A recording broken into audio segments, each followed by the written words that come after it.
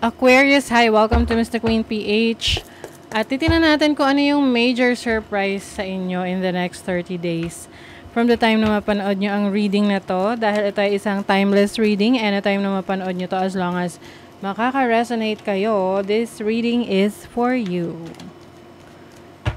And if you're interested in private readings, meron tayong link sa description at sa pinned comment. Paka-check nyo na lang information kung paano mag-book for a private reading. And please subscribe to our channel to show your support.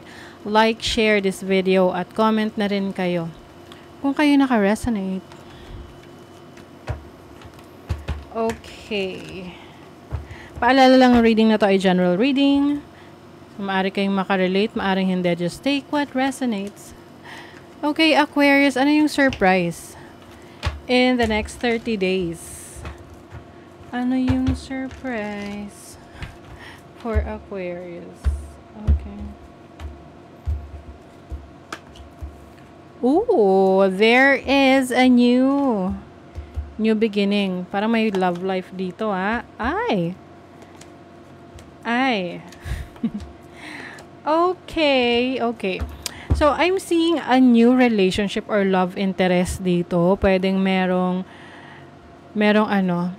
surprise na malalaman nyo na meron palang gusto sa inyo. Like, romantically interested in you. Kaya lang, baka hindi nyo to gusto. Or yung bang parang hindi ka sure sa kanya. This can be your boss or parang pwedeng may intimidation. You might get intimidated with this person. Kaya parang feeling mo na, bakit may gusto siya?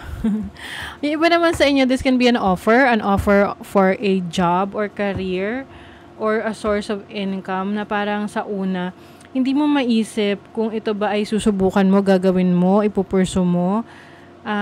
Maybe because you're not yet ready. Or akala mo lang na hindi ka ready, pero ready ka naman na talaga. Pwedeng may fears lang kasi this is something na hindi ka familiar or bago sa'yo, kaya medyo may takot. Okay, but definitely this will bring you like bagong flavor sa life mo or bagong opportunity. Ayan, you have the Hierophant. Merong teacher, mentor energy here. So, pwedeng ito ang merong interest sa'yo. Yun nga lang, maging maingat kasi pwedeng kaya medyo alanganin yung energy mo sa kanya is because maaaring itong person na to meron ng responsibility. So, maging maingat sa mga complicated relationship. Oo, parang may magpupursu talaga. Nako, oh my God. 7 of Swords, the Lovers, King of Pentacles. Pwede kasing itong person na to ay merong power over you. Na tipong gusto ka, interesado sa'yo. Tapos, 7 of Swords, 8 of Swords. Be careful, okay? Baka, yun nga, ma-surprise ka na ito palang merong gusto sa'yo, meron ng asawa or may jowa na. Diba? So, yeah, medyo adventurous yung energy na to for you, Aquarius. Kaya siguro, you're not really sure about this person. Yeah. Ang gagawin mo rito, kikilalanin mo or aalamin mo. Or pwedeng you are already connecting with this person na parang may kilig-kilig na pero meron ka natuklasan sa kanya. 'Di ba? Kasi, since interesado ka sa kanya, marami kang gustong malaman. And then, meron kang surprise na malalaman na, oh my God, itong person pala na to ay meron ng partner or meron ng tao sa buhay niya or complicated yung relationship or yung situation niya. 'Di ba? Yeah, pwede kasi itong maging balakid sa yung mga plano. Baka ma-distract ka. Kaya mas maganda mas maging focus ka sa goals mo. What is the Ace of Cups? 8 of Swords. Ang feeling ko rito, merong mag-aano sa'yo, yung magko-confess ng kanyang nararamdaman na matagal na niyang tinatago sa'yo. Yeah, this can be a Leo, Libra, or Taurus energy. Meron din ditong Aries at Pisces energy. Very playful yung energy ng person na to. Or pwedeng ikaw, ganun rin. So, be careful sa playing. You have the World. This is an energy of pwedeng person na nasa ibang bansa or foreigner, you are connecting with this person.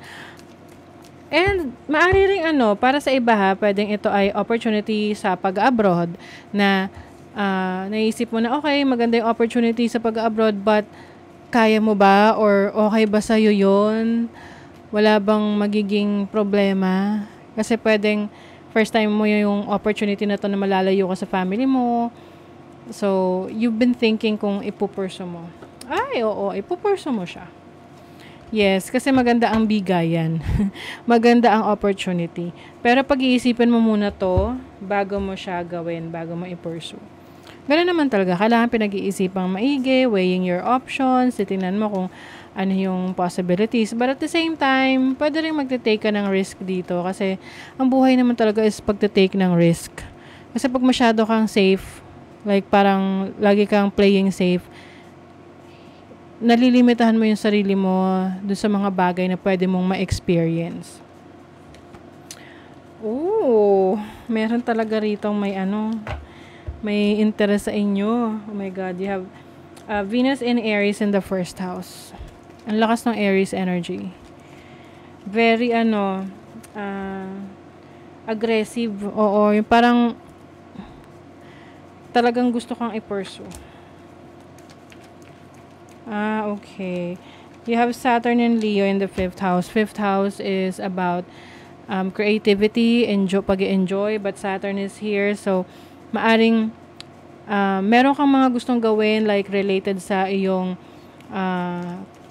creative na endeavors, no? Gusto mo maging creative na nahihirapan ka ngayon kasi maaring tinetest ka ng universe kung talaga bang gusto mo yon, no? Oo. And dating rin ng 5th house eh. So, maaring yung iba sa inyo meron kayong mami-meet or na-meet nyo na tong person na to pero hindi nyo palang alam na siya pala ay karmic na relationship. But you will be able to discover yung intentions ng taong ito. Ito namang person that you're connecting with, no, or makikilala mo, marami naman siyang maitutulong sa'yo. However, merong life's lessons na iiwanan itong person na to sa'yo or ituturo sa'yo, no? And somehow, no, win-win situation pa rin yan regardless kung ano mangyari sa relationship nito in the future. You have eagle. Di ba ang eagle is, mas mataas yung kanyang perspective kasi lumilipad siya eh. Oo, so, yung iba sa inyo nagkakaroon kayo ng mas malawak na perspective sa buhay. And also, mas nagiging confident ka sa sarili mo kasi the more you know, the more na mas marami kang alam, the more na mas magiging may tiwala ka sa sarili mo kasi marami kang alam, diba? You also have Phoenix. This is rising from the ashes. Resurrection. Ayan. And also regeneration. You are trusting the process. Meron kang mga pagsisimula na gagawin or papasukin, simula, new beginning, na hindi mo siya mamadaliin kasi alam mo na may proseso na kailangan pagdaanan, diba? Oh, you have the ladybug. Ladybug is about divine assistance, no? So, ano man yung mga pangangailangan mo, resources, ganyan, or energy, divine guidance, ayan, makukuha mo yan. You are divinely guided. Maaring divinely guided ka ng iyong mga ancestors, spirit guides. You are spiritually guided. Honor your own time of harvest. Offer your gifts and blessings as service to the greater good.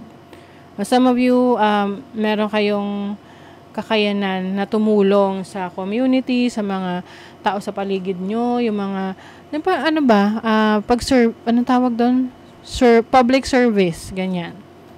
Hold the highest vision for your life. You now possess the ability to move past any hurdle. So, ayan, malakas na kasi kayo, no? Marami na kayong mga naging experiences in the past.